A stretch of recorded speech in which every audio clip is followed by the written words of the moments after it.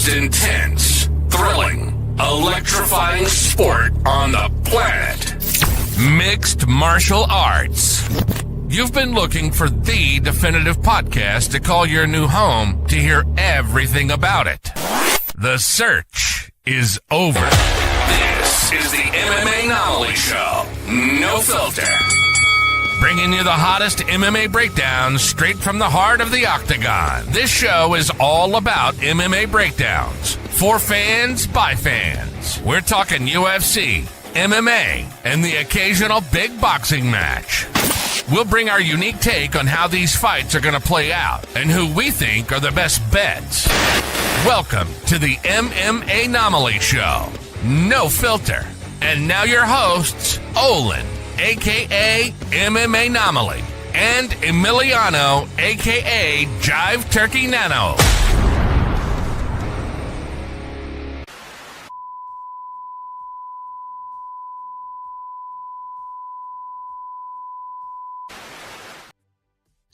What is up, fight fans? Welcome back to another episode of the MMA Anomaly Show. No filter. I'm your host, Olin, a.k.a. MMA Anomaly.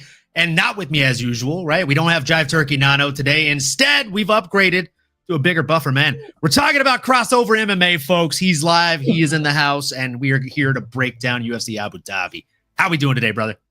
I'm doing good. Looking forward to the card this weekend. It's always a pleasure coming on the MMA Anomaly Show. And ready to get into it, brother. It's good to see you.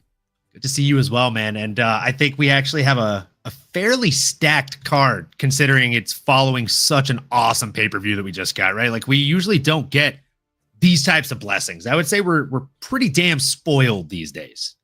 Bro, like I know, the last pay-per-view card. I know it holds a special place in your heart, but bro, this card right here for me, I feel like it's a more complete card for me. I agree. It's not quite as top heavy, right? It's just an all around great card. I feel like it's going to be a banger. The fights on this card, all, in my opinion, seem to be promising fights, right? Like from the very bottom of the bill to the very top of the bill, this is going to be a fun night. I can just feel it in my loins, man. And with that being said, let's go ahead and jump right on into it, brother. So we start off in the heavyweight division. And look, I'm a certified believer, bro. If we start off a fight card in the heavyweight division, it's probably going to be a banger of a card. And we're starting off with two big boys. We got Martin Buday coming in here, hoping that he gives his opponent, Marcus Buchecha, a bad day. But Buchecha is a hell of a beast. He is a stud. He is, I mean, if you look at him on paper, 5-1, you're like, I don't understand. Why is everybody so hype on this guy? But he's a 4th degree black belt in Brazilian Jiu-Jitsu. And the way in which he grapples and surfs other grown men's bodies is just something to witness, bro. The power he has on the mat it's something special. So I'm all in on this one. I think this is a fun fight, and I think Martin Buday is a really good test for him.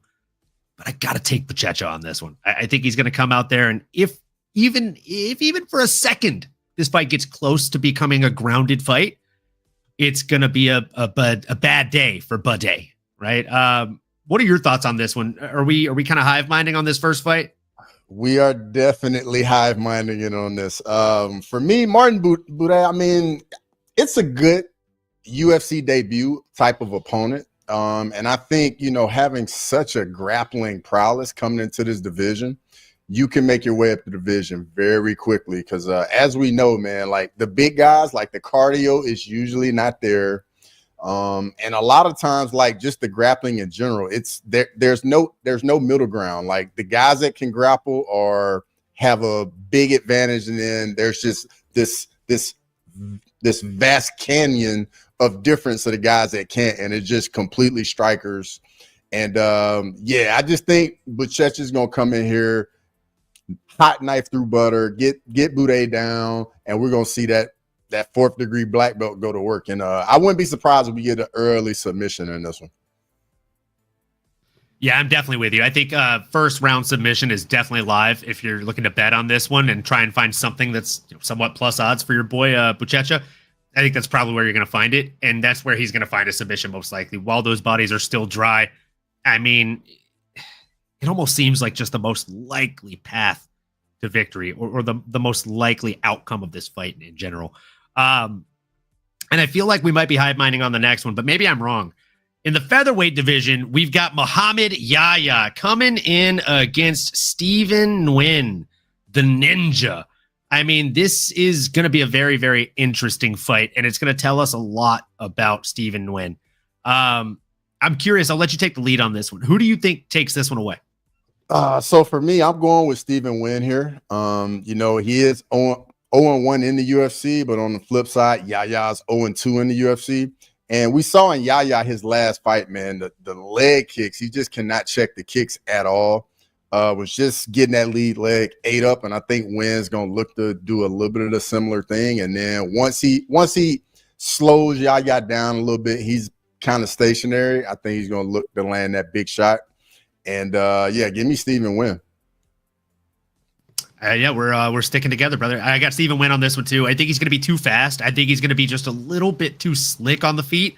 And like you said, the last two fights that we've seen for Muhammad Yahya, if you even remotely think about throwing leg kicks, the guy starts to wilt, man, like a flower that hasn't gotten enough water or has gotten too much water, man. I think this is going to be a coming out party for Stephen Nguyen. I think this is a tailor-made matchup for him. And I'm bullish enough to say that I think he goes out there and probably gets it done inside the distance. I think he probably finishes Muhammad Yahya via TKO. I'd assume maybe like late in the second round. And I also think the volume that he puts out there is just going to overwhelm Yahya. Just the difference in output is just too big for me, and I think Nguyen is just going to come over and just overwhelm him with volume, constantly putting some in his face, and then mixing in the leg kicks. And just the body to the legs to the head, just continue mixing it up and getting it done. 100% agree with that, man. 100% agree with that assessment. Shout out Dean MMA. Hope you're having a great day, my friend. And he says Yahya doesn't belong. I'm not mad at it. I think we're gonna find out on Saturday for sure. Yahya is only in the UFC because he's from the UAE. Makes sense. You know what? That's actually not a bad take. Grimy spitting facts, constantly putting something in his face. That is exactly what the Ninja is going to have to do on Saturday morning, right? And I think he will. He is that type of fighter. He's a high pressure, high velocity striker, and exactly what you need to be. And with that, we move on into the light heavyweight division for a bout between Ibo Aslan, the freaking lion, right? But I think if we learned anything about him in his last outing, it's that he maybe isn't a lion so much. He's coming in here against Billy Elikana. And again, I think this is somewhat of a tailor-made matchup, right? Like they really, really, really want this guy, this Ibo Aslan, the last Ottoman. They want him to be the next big thing. They know he's got one-shot knockout power. And there's a reason over 1,000 people have bet or picked on Tapology. And 90% of them are with Ibo Aslan, 92.5% of which believe it's going to be Ibo Aslan via knockout. But I'm with this Vincent UFC lock here. Billy's got good striking. And he's not a short, small guy. Like they have almost the same exact reach and height. I don't think this is going to be as one-sided as people are anticipating. And if we learned anything about Ibo Aslan, it's that he has been shown to quit in there, right? Against the Hulk. Freaking what's his name? Gosh, Iwan Cutelaba. Yeah, like that guy can make you quit. Billy Elikana can probably do the same thing or similar at the very least. I'm torn on this one. Like my brain is telling me to pick against Ibo Aslan, but my heart wants to believe that he can be great. He had so many knockouts coming into the UFC, you know. So. This is a tough one to pick. I think gun to my head as of this moment in history, I would say Billy Elikana probably sneaks away with this one. Yeah. So for me here, I remember Elikana when he made his debut, and just to start out, I think he's a bit undersized at 205. I think he's more of a natural middleweight that's fighting up. Yeah, just like Dean MMA literally just took the words out of my mouth. Like. He started very fast in round one. The output looked good, and then round two came, and I mean, he literally just slowed down. he literally just stopped throwing. And I think the guy that's actually fighting on this card is Bogdan Guskov. He's ended up getting the finish. And I think this fight might look a little similar. Like he comes out, is going to be a little bit faster than Ibo Aslan. But then we get into that second round. He starts to slow down a little bit. Then that's when I think Aslan's going to start to land a little bit. Very close fight, though. I definitely think Ellen Connor will be dangerous here. But I'm going with Ibo Aslan in this one. Again, like, I'm not mad at that. This is one of the like 2 fights on the card where I'm just gun to my head.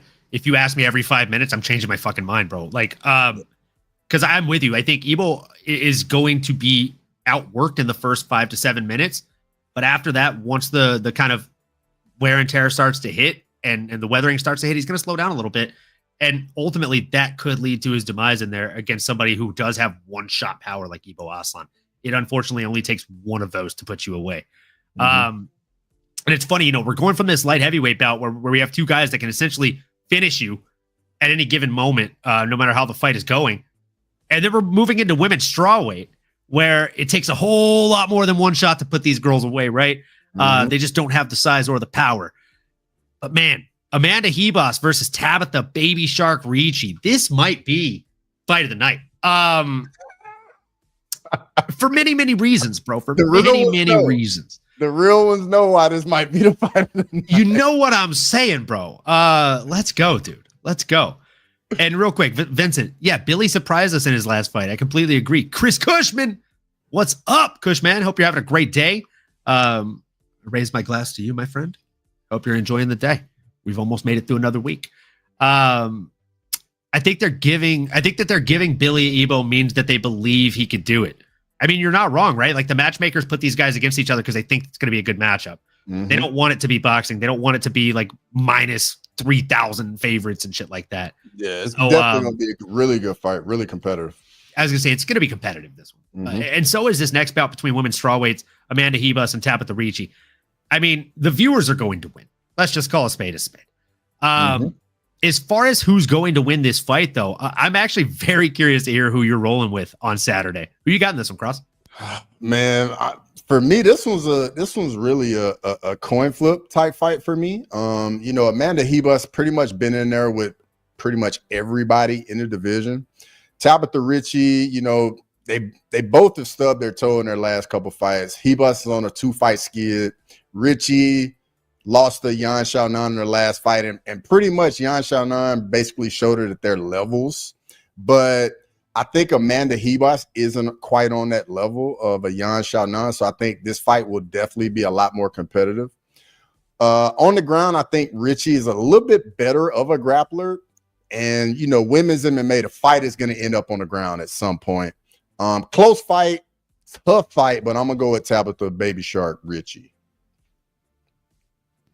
I like it, man. And I like it when we disagree because it makes for better discord, right? I love Tabitha Baby Shark Ricci.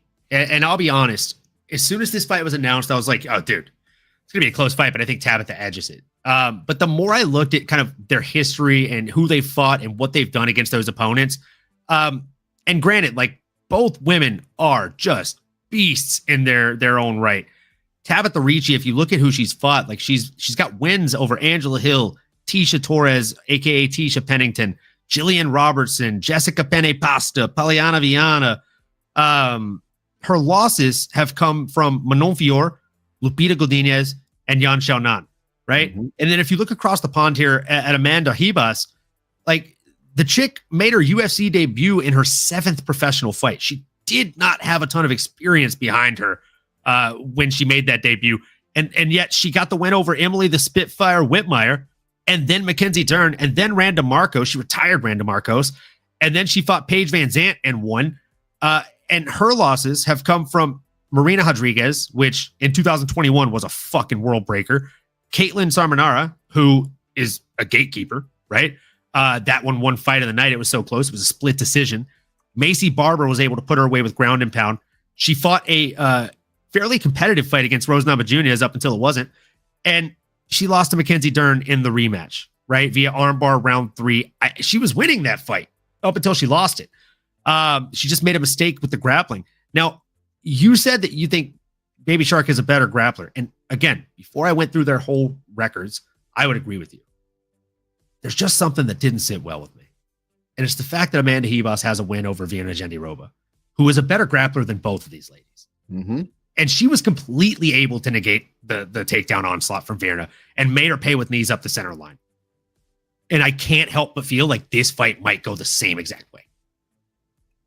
I'm leaning Amanda Ribas on this one simply because of her performance against Virna. Like, I'm being completely honest. I watched that fight back and I was like, holy fuck, dude. Like, she looked really good. It was a unanimous decision on the Blachowicz versus Cesaro card back in 2021, right at the end of 2021. But man, I think this is going to be a really, really fun fight, start to finish. Can I add in that Tabitha Ritchie has a win over another really good grappler in Jillian Robertson? Can I just throw that in there as well? You know, like, but for sure, like the Virna Jandiroba, that's definitely the best win between both ladies, for sure. But on the flip side, you know, Ribas hasn't won a fight in like 2 years. So it's been a minute. Yeah. It's been a minute. She needs to get back in the win column. And hey, look, I mean, 986 Tapology community picks, 74% of them agree with you, right? So I'm definitely sitting in the corner of the bar at a very small table with just a handful of people that are lighting a candle and praying for Amanda Ribas. I think on the underdogs pick, you might go a different way though. I might. Wait, is Ricci the underdog right now? Yes, Richie is the underdog. I should have the odds pulled up. That is weird. Mm-hmm. I think she's like a plus 154. Yeah. Jesus. Yeah, you're not wrong. Damn. You've given me much to think about, Cross. Exactly. I knew I would. Grimy said Virna was trying to keep one eye on the timer and one eye on the corner. That's what I heard. I heard Virna's single. Her ex left her for seeing someone else on the side. Grimy, never change, bro. Never change. Never change. Parlay the over 2.5. I mean, that's definitely the bet to make, right? Mm-hmm. The over 2.5 is what the fuck? Grimy, did you look at the odds before you said that? Plus 325 on the oh, sorry, never mind. I looked at the under. I was like, no way that's plus odds. Okay, minus 475 definitely makes more sense on that. That's a line that should be getting hammered. Speaking of getting hammered, my goodness, man, this next fight, someone's getting hammered. We got a bantamweight scrap, a bantamweight banger between Davey Grant. Dangerous is the name and dangerous is the game. Coming in against Damon the Monster Blackshear. And the Monster is right. I mean, these guys are both fucking horrifying. They're the type of guys that don't win fights. They're the type of guys that when they win fights, they make the person regret signing the dotted line to fight them in the first place. God, dude. You know me. I'm a heart better when it comes to these fighters that I really like. And Davey Grant is just so fun, dude. I've liked him since The Ultimate Fighter. And he's looked so fucking good lately. It's like most men don't find their second wind at age 38, but here he is at 39, still on a run.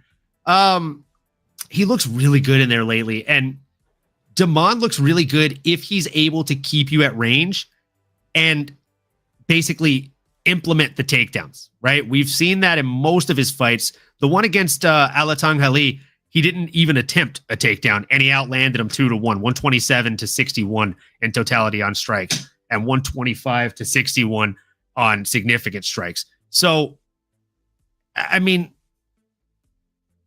it's tough, right? We've also seen him fail on takedowns against somebody like a Cody Gibson and still end up sinking in a submission. So he's a dangerous, dangerous dude. And I agree with what Dean said here in the chat. Blackshear should get the win. He's too well-rounded. He's very well-rounded. But I'm a sucker, man. I'm a sucker. And plus 270 is juicy odds. I'm going to have to throw something down on Davey Grant this weekend, I think. I just think he has a way of making fighters that are better than him not look as good as they are when they're standing in the cage with him. And that's the thing is like a couple of uppercuts, a couple of hooks to the body, that'll make a lesser man out of anybody, right? Like a man could be a black belt. You hit him 5 or 6 times in the body and all of a sudden he's a brown belt, right? Like you're knocking levels off of that confidence and tenure. And Davey Grant is an OG. Like Chris Cushman said, Davey Grant, the OG, Blackshear has nothing for him on the feet. That's the problem. I think he wins fights when people hesitate on the feet and give him a chance to open up and be creative. Davey Grant doesn't fucking do that. Davey Grant waterboards you with strikes, bro, in the most disgusting but pleasuring way as an MMA fan. Like, it's so good. He's one of those guys, and we don't see guys like this very often. Like, he's the last of a dying breed, like Dustin Poirier, Max Holloway, where the fight turns on, and the second he turns up the pressure, he just turns it all the way up until the faucet fucking breaks off, dude. There's no turning it off. So it's going to be a tough night for Damon Blackshear, and I like the dog here in Davey Grant.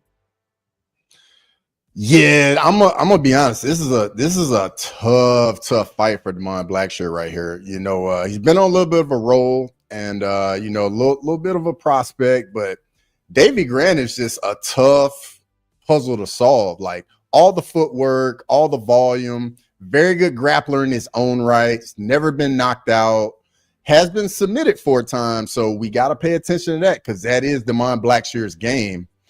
Blackshear will have a 3-inch reach advantage, but I think on the feet, Blackshear's a little more flat-footed, and Davey Grant's movement is going to give him some issues. This is to me, this one's another coin flip, because I can see both guys winning. Like, for me, Davey Grant wins a fight, showing that veteran fight IQ, the octagon generalship, in and out, side to side movement, frustrating Damon Blackshear. But then I can see Damon Blackshear landing a shot, really changing the tide, or maybe like drops Davey Grant, jumps on him, snatches up a submission. Like, this fight can go either way for me. And I would definitely stay away from this one. Like, but I think I'm gonna go with Damon Blackshear. It's tough. This one's so I feel like it's so many fights on this card for me where it's just so tough to pick. Yeah, this is definitely one of those cards where the matchmakers did a damn good job at just making us all go back and forth with ourselves mentally. And I'd be remiss if I didn't shout out the chat real quick before we keep going here. What's up, Ola from the Fight Week show? What's happening, my brothers from the South? Brother, we appreciate you being here, my guy. Big up in the chat. Make sure you're dropping the likes on the video. My guy. Let's go. And folks, if you're not already, go to this channel, the Fight Week show. Make sure you subscribe, smash that bell for notifications. Hit the likes on those last few videos, and make sure you're commenting on the last few videos too. It goes a long way, and they support us, so we want to support them. They're great people. Dean MMA said he agrees. Stay away from this one. Looks like nobody's wanting to bet on that.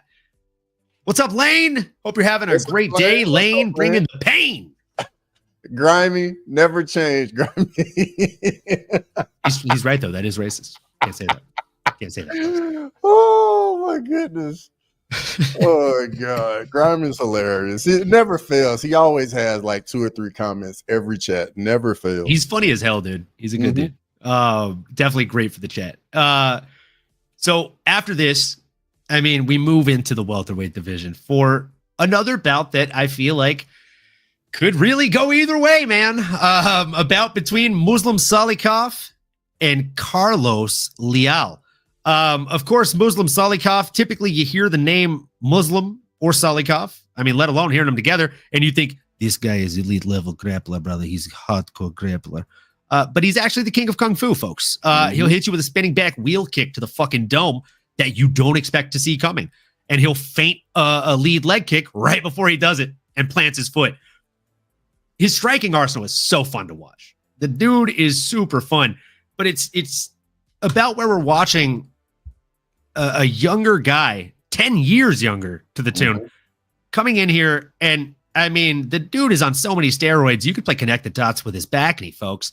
And he just throws bombs, heaters, smokers every fucking time he throws, my guy. So, I mean, before I give my pick and full breakdown, I'll let you jump on here. How do you see this one going, Cross? Because this is a weird fight. Yeah, this one's the way I see this one going. I think if it's really just going to come down to how Carlos Leal goes about it. If he wants to like be cute, stay at range with Muslim Salikov is going to land some strike he does not see coming, just like you said. and it's going to change the whole feeling of the fight. But the way Carlos Leal's been looking since he's been in the UFC, he's been walking forward, getting in guys' face, just imposing his physicality onto the other guy and saying, hey, like, I'm gonna see just how bad you want to be in here. And we're gonna find out. Like, I'm not gonna get cute with you. I'm not gonna let you get comfortable. And I think that's exactly what he's gonna do in this fight. Gonna come out, get right in Muslim Salikov's face, and see if he really wants to be here. And just in the Renat Fakhretdinov fight for Carlos Leal, brutal robbery. If you guys ever, definitely a huge robbery. Just like I think Murphy MMA just said. I just think the physicality is going to be too much for Carlos Leal, and I think he gets it done. Yeah, man, and I think Dean's on the same train here. He thinks after a first tricky round or a tricky first round, Carlos should take over the fight, and ultimately that should be the way the fight plays out. The weird thing is that, like, I can't find myself a reason to bet against Muslim Salikov almost ever until the guy retires. Like you said, he could be losing the fight, and if it's a 15-minute fight, he's down 13 minutes. The dude can throw a spinning back wheel kick that just completely rocks your shit. Or as you're shooting him for a takedown, he could throw like a rolling Sabat spinning back kick, like the one that Joe Rogan taught GSP. Like, there's so many random spinning moves, spinning shit that he can throw that this is just a tough fight to bet on. But on paper, the 31-year-old man with the 4-inch reach advantage, he should win the fight. But it's in Abu Dhabi. He's not finishing people. And we've seen him get robbed before. Not in Abu Dhabi. No, so, it wasn't Abu Dhabi. Oh, no, it was in Abu Dhabi. It wasn't Abu Dhabi where he got robbed. Yeah. Yeah. So you're definitely owning something there. You're definitely owning something. Oh, that makes my point even more proven. I love that. That's the best. Oh, boy. Oh, boy. His name is David. Yeah, a lot of biased judging in the Middle East. Yeah, you're not wrong. Can you really fault someone for really supporting their homies, though? Come on. That's all they're trying to do. Cushman said Leal gonna get his revenge. I think he knows going in that, like, he cannot exactly, like, he's got to really, really put it on Muslim. Had to pay attention, because if I don't choose my words carefully, Grimey's gonna be all in the chat. So put it on him. You're gonna put it on him. Yeah, I don't know why I can see him landing like an uppercut, like a lead uppercut that just rocks Muslim. Because Muslim dips his head sometimes when he throws, and when he's like feinting to set up the spin, I could see him just like leaning his head right onto one of those shots. And Leal's got fucking just mountains for hands, bro. He's not about to fight in Paris and go to a unanimous decision and get robbed. So overrated. Murphy. I can't disagree with you. Grimy, if it's about supporting the homies, what the fuck is Sal D'Amato doing? LOL 3027. Bro, whenever you hear him judging, you know something is about to go down. You already know. Have I told you the story about my homie Drew and Sal D'Amato? So Drew's like the biggest Conor McGregor fan I've ever met, right? Or not anymore, but he was when Conor was good. So there was a fight, I forget which fight it was, but Sal D'Amato read the scorecard, and he was like the only judge that gave it to Conor, or like a judge that 30-27 gave it to Conor or some shit. And ever since that day, I kid you not, Drew's like, Sal D'Amato's the fucking boy. That's the homie. Best judge in the fucking business, boy. And then all the time, like in the last 2-3 years, everyone's like, Sal sucks, bro. He's the worst judge. Like him and Clearly, like, if you see their names on the docket, you're like, all right, we're gonna get some weird shit tonight. And this guy still to date, he's like, Sal D'Amato, best in the biz. If he called it a 30-27, it was a 30-27. Yeah. If you know the judges' names, that's not a good sign. That is not a good sign. No. 100% that is never a good sign, because people don't go out of their way to know the judges' names unless they have done a serious crime, a heinous crime when it comes to the judging. What time is the fights for you this weekend? 5 p.m. start time for us. Hell yeah, dude. That's what's up. For us, it's 9 a.m. Or for me, it's 9 a.m. And then for Cross, it's 11 a.m. Yep. Right. Early morning. Get to it. I try to remember the time zones. We have so many fucking time zones in that group chat at this point. It's awesome. I'm excited as hell. I actually love that it's an early card because it's always an early card for you, man. You can watch, a pay-per-view card, and then you can go to dinner with like your friends and all of that, bro. Like it's a pay-per-view card ends at 11. Dog, when the fuck do you eat dinner, bro? On a Saturday night, you still can go out. Like the night is still young out there. No, my friend, you mistake me, you misjudged me because if it is a pay-per-view card by 11, I'm trashed. True. You get me? True. Especially if it was last weekend. I forgot. Yeah. Especially if it's last weekend where, because if it's a pay-per-view, we literally have a house rule where we bet shots on every fight on the main card. As they're walking out, you pick your fighter. That fighter loses, you do a shot. Miss Mary literally said, we don't need to Uber to my brothers for the fights because I never get the shot picks wrong. And I would have to lose every fucking pick for us to not be able to drive home. Mm-hmm. And I'm like, all right, cool. And she's right. Like across the last 6 cards, I think she's done 3 shots. Like she should be betting instead of me, if I'm being completely honest. Like I sent you her bet on Derek Lewis and Dustin Poirier. That cashed. Mm-hmm. We get there. This bitch, she gets every fucking pick wrong. Every single pick wrong because of all the upsets. Brother, when Dustin Poirier is walking out, I walk up to her and I literally whisper, I'm like, babe, I need you to pick Max because you've been wrong every time tonight. So I just need you to take one for the team, pick Max and take your shot when he loses. And so she picked Max. That was the one time she was right all night. And even then she's like, well, I mean, your boy just got beat in his home state, so I'll do a shot with you. So we Ubered. We Ubered home. And we Ubered back there the next day to go to the beach. Oh, man. But, yeah, dude. If it's a pay-per-view, it doesn't matter if it ends at 10 or 11. I'm drinking from 3. So it's not a go-out night. It's a get home. I got you. I got you. Get home safely night. You know what I'm saying? Be able to walk through the front door kind of night. Speaking of being able to walk anywhere, you have a bantamweight belt that I'll be completely honest with you, brother. I'm concerned. I'm a bit concerned. Bryce Mitchell coming in here against Said Nurmagomedov. This is a very, very interesting fight for me. Mm-hmm. And Chris Cushman, it is a dangerous game. I typically get a lot of my picks right. But I also find extra reasons to do a shot with the boys. So here we are. Cross, I'll let you take the lead on this one. How do you see this one playing out between Bryce Mitchell and Said Nurmagomedov? Inshallah. So this is another tricky fight. It's Bryce Mitchell's going down to bantamweight. Said Nurmagomedov, really fast, really good striker, but has some really good submissions up his sleeve as well. The path of victory for Bryce Mitchell, in my opinion, is just going to be to outwork Said, get him to that gas tank, get him tired, get him in a clinch, get him on the ground. Because we've seen Said slow down in fights. But on the flip side, I think Said's going to be the better striker on the feet. I think he's going to be the faster striker on the feet. And then if, Bryce Mitchell shoots a lazy takedown, Said Nurmagomedov has all these front headlock chokes, submissions up his sleeve. So it's another tricky one because I see very clear path to victory for both guys, but we got to think about the weight cut for Bryce moving down to the new weight class.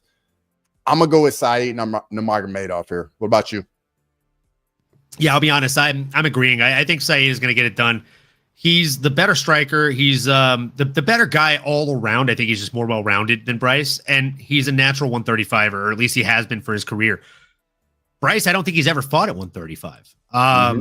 And I mean, he looks good so far this week in media and stuff. Like he doesn't seem super drained or anything, but his cheeks are super sunken in.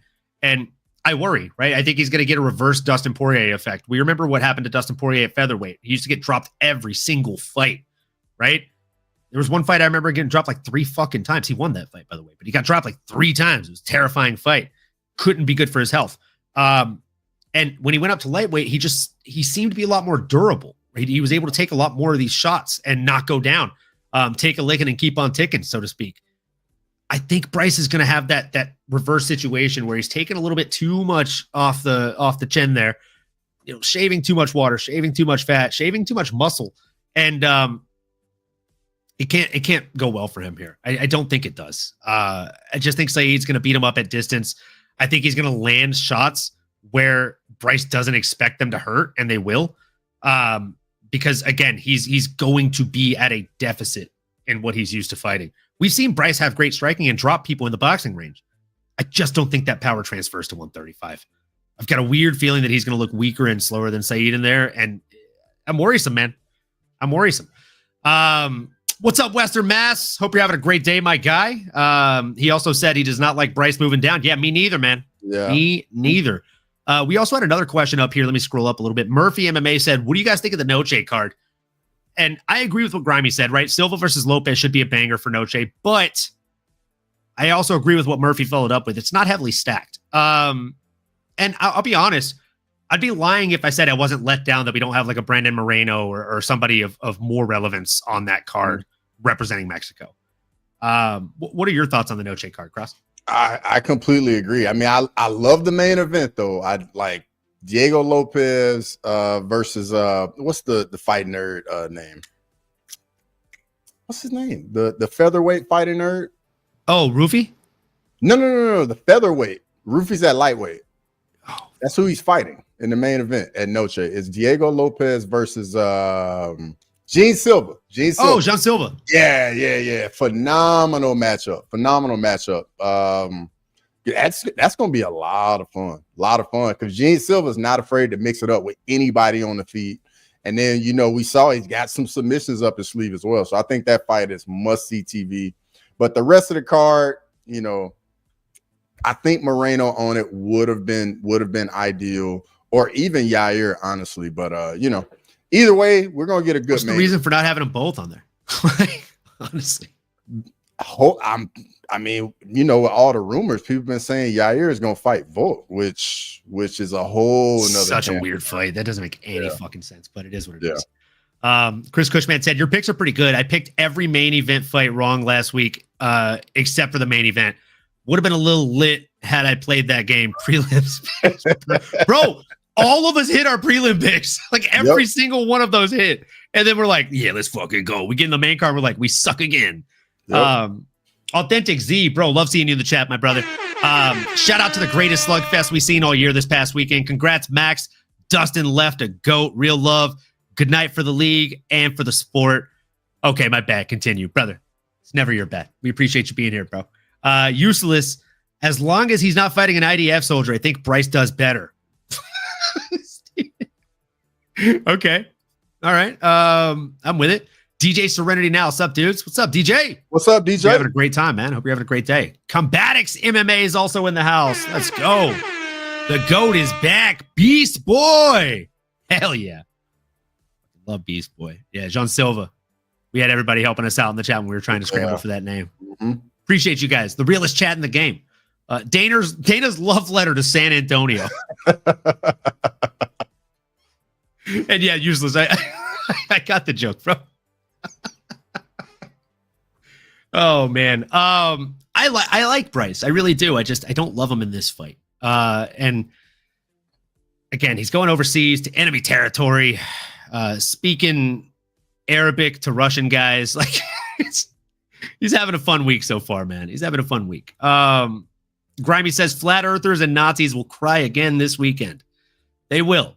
Yep. But maybe he'll find somebody to go fishing with that has a funny mustache. We'll see. Time will tell. We move into the main card, folks. It is starting off with a light heavyweight bout between Nikita Krylov and Bogdan Guskov. Bogdan Guskov, of course, you might know as the doppelganger to Anthony Smith minus the tattoos. I like Bogdan Guskov in this one. I don't know, man. I'm liking a lot of dogs this week. But I don't know if I'm going to pick him. I like him, but I feel like it might be a heart pick just because he's fun to watch. He's entertaining. But Nikita Krylov is an absolute animal in there. He has the reach advantage. He's got the experience advantage in and out of the UFC. The guy's got 40 professional fights to the 20 of Bogdan Guskov. For those of you that are bad at math, that is twice the level of experience that he's bringing to the table. I like Bogdan Guskov in this one, but I think Nikita Krylov is probably going to sink in a submission. I think he's probably going to do it pretty early on when they're both dry before he's able to take any damage here. So give me Krylov in this one. Give me him inside the distance via submission and call it a good night. Man, this is another one that's super dangerous for both guys. I mean, Krylov are like super dangerous on the feet, submission game, super dangerous. But the guy is so reckless on the feet, so reckless. Always just like in the Dominic Reyes fight, just come rushing in, gets clipped, put the sleep. And that's the thing with Krylov. Like he's always that element's always there. Like he's always so reckless and can be hit. And you know, at 205, it only takes one shot from anyone in the division. And you know, Guskov's got 14 TKO wins, but it's another tough one, but I'm gonna go with Krylov as well. I think the submission ability, the fight's gonna hit the ground at some point, and this guy just snatches up submissions so fast, and I think that's how Krylov gets it done. Yeah, man, I completely agree. I just think Krylov is just such a more experienced fighter. It's gonna be tough to put him in bad situations or make him make mistakes like Bogdan would be able to do to many of his other opponents. Rambling Dad said, "The boys." What's going on? Let's go, Rambling Dad.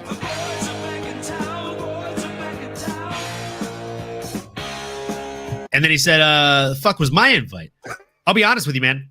This was a very, very last minute thing. I was not planning on going live necessarily today. I was planning on being at Comic-Con already. But instead, my Superman little undershirt that I'm waiting on is I'm still waiting on it. It should be here probably in the next hour or so.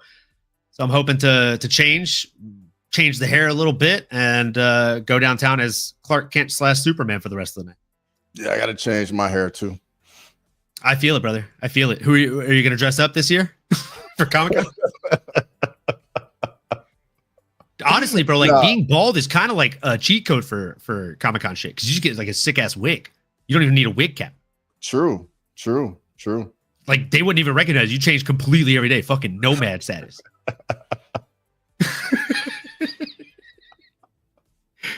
That's how I'm gonna feel too. I'm gonna today I'm gonna have my like scruffy look. I'm gonna be like a scruffy Clark Kent. Tomorrow I'm gonna do Han Solo, and then my barber's doing a special call for me. He took the day off because he got tickets all 4 days to Comic-Con, and I asked him like, hey, can you possibly hook me up with a Wolverine haircut on Saturday at any point in time? I'll come to you, like just tell me what to do. And he's like, yeah, meet me at the shop at 7:30 a.m. on Saturday. I'll be able to get you cut and then still make it to the panels for the lines I want to get in. Like, sick. There you go. Say less, bro. So yeah, man, gonna get chopped up, gonna get this like fucking spiked up and all crazy looking. Be a good time, man. Be a good time. Make some people's days, including myself. I'm such a fucking nerd, bro. So yeah, we're both riding the Nikita Krylov train on this one. The next one, it's funny because the whole episode we've been saying like, man, the matchmakers are doing a great job, right? They're doing a really great job, like very, very evenly matched guys. Yep. These are evenly matched fights, but the experience discrepancy is so weird. It is so weird, bro. Like again, you've got somebody with twice the level of experience. You got a guy with 9 fights versus a guy with 21 wins.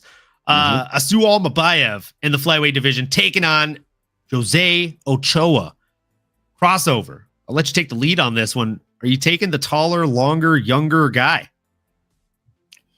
This is another tricky matchup. You know, Jose Ochoa in his last fight, well, not his last fight, but the fight with Lauren Kavanaugh, he gave Lauren Kavanaugh all he wanted. Super competitive fight, and we all really like Lauren Kavanaugh. You know, like Ochoa's got a 2-inch reach advantage. I think he's going to have a bit more power in his hands as well, but Almabayev's just a scrapper, man. Just super tough.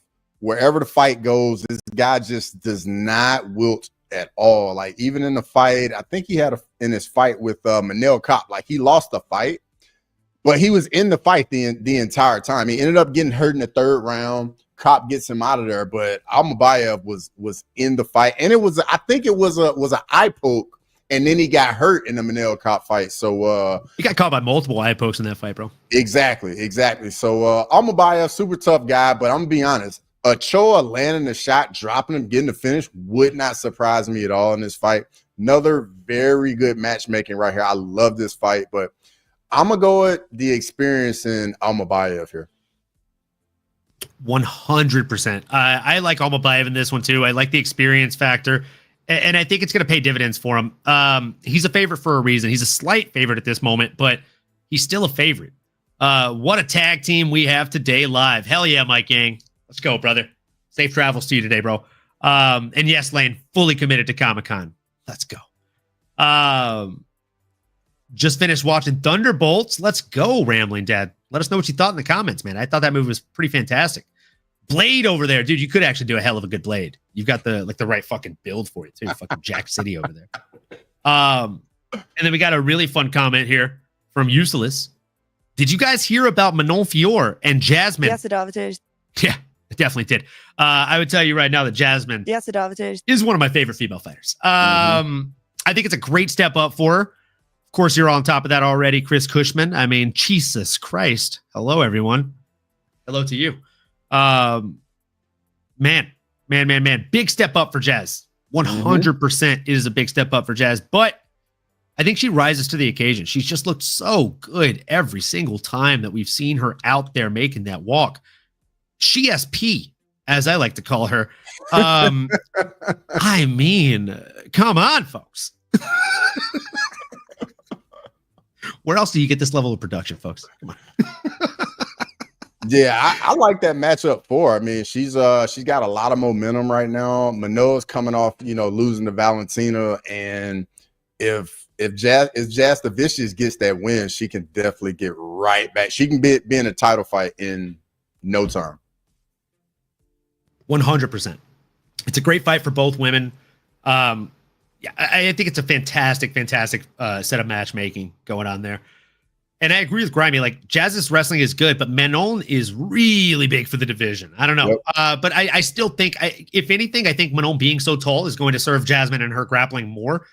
Low sense of gravity means less resistance to the point of contact, and also less distance from point A to point B of me getting you to the mat. RDR is taking Whitaker's lunch money and knocking the coins out of him like Super Mario. My goodness. All right. Let's go, dude. GSP. Can't unsee it, baby. Let's go. GSP to the top. Canada. Let's go. Rise up. Smash the likes, people, as the Rambling Dad said. Yeah, dude, if you're down to hop on, I'll send you the invite right freaking now. Not now, but right now. I'll send it to you on WhatsApp, Rambling Dad. So with that, we're both on Almabayev here. He gets it done. I think he gets it done inside the distance. Again, Jose Ochoa is not easy to put away, but I think this is going to be the third Jose that Asu Almabayev has beaten. And I'm not saying that to make fun of the name. I'm saying that to say that the guy has a shit ton of fights. And I mean, he's not new to this. He's fought a ton of people. This is just going to be another head for the mantle for him. I think he gets it done. I'm not going to bet him inside the distance because it could very well be a drag out decision, but I don't think Jose is going to have much for him in there. Another fight that is really good fucking matchmaking written all over it is a middleweight bout between Shara Putin Magomedov, the Bullet, coming in against Marc-Andre Barriault, Power Bar. Holy smokes, man. Holy smokes. Power Bar is definitely, this is fight of the night potential for sure. For sure, bro. And yeah, rest in peace, Hulk Hogan, brother. This fight right here, I think Shara is one of these guys that's like a mythical creature. He looks really cool in there. He throws Brian from Tekken moves. There's a character in Tekken that has the same combo that he landed, that double spinning back elbow. Nasty shit. I used to hit my boys with it back in the day, in the college days. In the game, not in real life. I'm not a dick. I am a dick, but not that much. Yeah, dude, I just think Shara is really good, but I think he gets more hype than he deserves, if that makes sense. And I think that Marc-Andre Barriault, he has 9 losses, but he's also got 17 wins. And he's got a little bit of a reach advantage and one-shot power in his hands. He can put just about anybody out if he connects right. That being said, it's going to be tough for him to go out there and connect on somebody that's as elusive with Chara or as Chara. Chara has really good footwork, and I think that's what sets him apart from the rest of the division. And I think that's what's most overlooked about him, because everybody sees the Muay Thai kicks and things like that. And granted, like, I'm a Muay Thai guy. I love Muay Thai. It's my main discipline, but you got to notice the footwork. And I think that is what sets 80% of the arsenal up for him. And though I think he's overrated, I think he comes out here and probably gets back on track, gets a flashy finish, and keeps riding that bullet train that he's on. Yeah, I'm definitely with you in this. I think this matchmaking in this location for Char was more so to get him back on track, get some momentum moving in the right direction at middleweight, because middleweight is slowly, sneakily becoming another Shark Tank behind welterweight. And I think for Barrio right here, Char is definitely going to be the better striker, specifically in the kicks. I think his boxing, like, if you can get inside on Char, that's pretty much where you can beat him. And Barrio might have to grapple some here, because when Char gets taken down, he offers up nothing at all. So I think there is a little bit of path of victory for Power Bar, but give me Char Magomedov here to get it done. Yeah, I completely agree. And Murphy literally said things perfectly. If Chara had 2 normal eyes and black hair, he would be a prelim Apex fighter. 100%. UFC wants to sell Bullet. He looks like a fucking villain from a Bond movie. Again, 100% spitting facts, Grimy. Grimy don't fucking miss, folks. It's a fact. It's going to be another one I think we might disagree on here across. Bantamweight bout between Petr Yan and Marcus McGee, or as I like to call him, Archer, emissary of the Gorgonites. If you've ever seen Small Soldiers, you know exactly what the fuck I'm talking about. Homie does look a lot like that character. With that being said, going to go to you first on this one. It's your turn to lead the pack. Cross, how do you see this one playing out, man? Because this is a big step up for Mr. McGee. Big step up, but very good matchmaking as well. Just from stylistically, this is going to be a very fun fight. Dean MMA, Barrio first round KO. Okay, then he's way out there on the limb. I'm pulling up the odds on that. Way out there on the limb, but in this matchup, it kind of has a little bit of. I'm not even gonna say a little 2,000. bit. Oh wow. Plus 2,000. But it's got that Sean O'Malley, Petr Yan vibes where the guy gets such a jump up in competition. But the funny thing about it is Petr Yan is 3 years younger than Marcus McGee. But McGee will enjoy a 2-inch reach advantage. I just think Petr Yan, just so technical on the feet. In the first round, McGee can have some success. As we know, Petr Yan definitely downloads that data. But I think McGee does a lot of the similar things as well. So I can see the first round being kind of slow. But once they start picking it up and start getting after it, this is going to be must-see TV. Give me Petr Yan by decision, but this fight is going to be so much fun. I'm really looking forward to this fight. I think this fight delivers in a big way, man. And I'll be honest, I'm with you, but I'm also against you in this one. So let me say what I mean. I think Petr Yan should win this fight, but I think stylistically it serves Marcus McGee very well. And Murphy, I'm with you, bro. Murphy said he's been on the McGee train for a while and he reckons he shocks the world. So skilled and a perfect dance partner. 100% agree. Grimey's with you 100%. He thinks on decision. I think that's probably a safe bet. But again, going back to styles, because styles make fights. Petr Yan, and again, I love Muay Thai. It's my favorite thing in the world when it comes to combat sports. He does this traditional Thai stance with his hands. And the way that he throws and whips his kicks up there, turns the hip over, does everything traditional. But unlike most Muay Thai fighters, he stands very flat-footed, and he likes to stand in the pocket when he throws a lot of times. He doesn't mind throwing at close range. I think that actually serves somebody like a Marcus McGee even better in this kind of fight. Marcus is already going to have a reach advantage, so if Yan is standing flat-footed like he typically does, once he's downloading data and thinks he can land at range, he's going to get pieced up by the jab of Marcus McGee. and the push kicks and teep kicks of Marcus McGee, they're nasty, underrated stuff, man. I'm taking McGee in this one. I just think that he's going to shock the world. I think he's set to do such. And at plus 300, the odds are too fucking juicy for me to not be tempted at the very least. Mm-hmm. Even not from an odds perspective, if this was a pick 'em, I'd still pick Marcus McGee. I just think that, like you said, he's the older fighter, which is crazy to think about, but he's got significantly less wear and tear.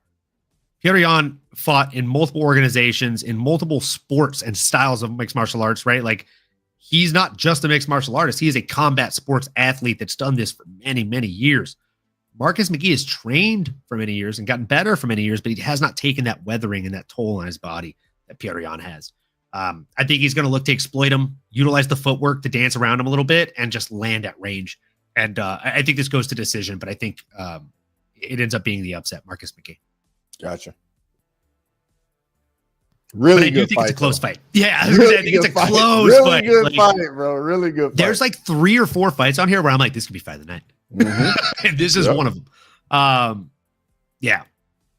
Chris Cushman said, still haven't decided, leaning Marcus because of the power factor. That's another thing. Marcus just has so much power up top. And the kicks, when he throws kicks, man, they look, even the guys with good poker faces, they don't make fun faces when they eat those shots, man. You can tell they don't feel good. Grimy says, I'd like Marcus to win to put another contender in the division. Yeah, I agree. Yeah.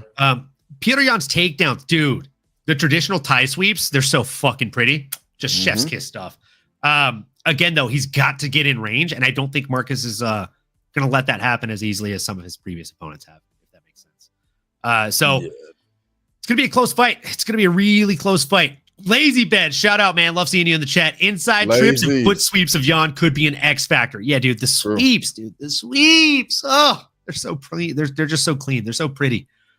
It's going to be a fun fight, man. It's going to be a fun fight. And with that, we move into the main event of the evening, folks. It's time for a middleweight bout between Robert the Reaper Whittaker and RDR Renier de Rider. This one is a fucking banger of a fight, my guy. You have the aging veteran of the UFC and Robert Whittaker coming in against the same aged veteran of ONE FC and other championships. Dude is an absolute beast, right? He's just an absolute beast. But Renier de Ritter, he throws punches like he's got arthritis in both arms. And Vincent, oddly specific, but I respect it. RDR by RNC. I'm with you, Dean. I think Rob should get this done. He's saying by decision. I actually think Rob gets it done inside the distance. We've seen RDR not like getting hit, and if he's not able to get a takedown early and often, it is going to be tough. The fact that this is a 25-minute fight is, I think it serves Rob even more because he's thrived. He's lived for 25-minute fights. He's done 50 minutes with fucking the Soldier of God, Yoel Romero, man built in a lab. I don't know what RDR can have for him, to be honest. Unless he makes a crazy mistake and RDR is simply better than I think he is, this should be Rob's fight to lose. So I think this fight is going to be a little bit more competitive. RDR, man, nasty in the clinch, brutal knees in the clinch. And we know if RDR gets Whittaker on the ground, it's gonna be kind of tricky there for Whittaker. I mean, this guy's elite on the ground, very big for the weight class as well. So I think he's got like a 4-inch reach advantage over Whittaker. I think Whittaker will be the faster, more athletic guy. RDR for me doesn't have much power in his hands on the feet, so that doesn't really worry me in this fight. But it's very tricky. But I'm gonna go with Robert Whittaker. I think Whittaker, been in so many big fights. His last time at that wasn't Abu Dhabi, it was in Saudi Arabia. The last time he was in Abu Dhabi, I think that was against Aliskerov, or were both of them in Saudi Arabia? Hamzat was Abu Dhabi, Aliskerov was Saudi Arabia. So we'll see. For me, this is a very compelling fight. Just because I think RDR knows he's got to close that distance and he can't just be out at range with Whitaker because that's Whitaker's game. Yeah, I think if he stays at range, it's going to be a bad night for RDR, man. I don't see RDR's path to victory here. I just think RDR is going to get popped with a jab when he's entering. And that's exactly what was said in the chat here by Vincent. I can see Rob just throwing a nasty jab when RDR enters. Me too, man. Me too. He's got a nasty jab. The footwork is there, which Murphy entered with. He said, I think RDR walks through Robert, but Rob's footwork is so skilled and RDR seems to be flat-footed in periods of time. LazyBad says, I agree with Cross that the size could be interesting. Rob used to make 170. I doubt RDR has sniffed welterweight since high school. Facts, man. What up, S-Dogs? How you doing, man? Sterling, what's going on? Hope you're having a great day. My guy, rest in peace, Hulk Hogan. Agreed. RDR said he's walking around at 215. Holy fuck, man. It's a big boy. Rob wins when he's the faster fighter. I completely agree, and I think he will be the faster fighter. I don't think the Bo win is as impressive as people believe. I agree with that, too. I definitely agree with that. I punch with better technique than RDR. I'm not surprised, and I don't doubt that even for a second. Like I said, RDR throws punches with both arms like he's got arthritis. This is going to be an entertaining and interesting fight night from start to finish. These are great setup matches. The matchmakers deserve a firm pat on the back for this one. And I couldn't be more excited for it, man. It's an early card. We'll get to watch it and still have some daylight. And Murphy says, last thing here, would it be a title shot if RDR wins? I think it's a title contender fight for both guys. I think it could possibly be a title shot only if two things happen. RDR's got to win convincingly, and it's got to be exciting. And then the Calvarayo Imavov fight has to be a snoozer. If that fight's a snoozer, then maybe RDR can sneak his way into getting the title shot. But if Kyle wins, he sneaks his way in. Oh, yeah, definitely. Because the Fighting Nerds are getting a hefty push right now. Yeah. And it makes sense. Like they are a marketing machine when it comes down to it. I know it's an early card, but will Anomaly be taking shots? Absolutely, man. The main card starts at what time? Main card starts at noon? Oh, yeah. Or that's late enough. We do shots. What kind of question is that? Do you know who he is? The machine over there. Got it ready, brother. We stay ready. Let's go, baby. You already know what it is, bro. Look, we appreciate each and every one of you. If you're not already subscribed to Crossover MMA, make sure you do that now. If you're not already subscribed to yours truly, MMA Anomaly, please make sure you do that as well. Smash that bell for notifications, like, comment. You know the drill, folks. We appreciate each and every one of you for being here. It really does help out, and it means the world having you guys in the chat. Makes the shows a lot more fun for us, too. So with that being said, if you disagree with everything we said and you haven't listened to any of the things we've asked you to do, that's fine, too. We still love you. And we'd appreciate it if you did these last two things for damn sure. Keep on going. Keep on growing, folks. Thanks. You've been listening to the MMA Anomaly Show. No filter. As you may have been able to tell, we dig the MMA, and our passion is to dive deep into the upcoming fights, give you our expert breakdowns, and help you make sense of all the chaos that is the fight game. We hope you've enjoyed the show. If you did, make sure to like, rate, and review. We'll be back soon, but in the meantime, make sure to find us on YouTube, Twitter, Instagram, and Twitch at MMA Anomaly. Be cool, and we'll see you next time.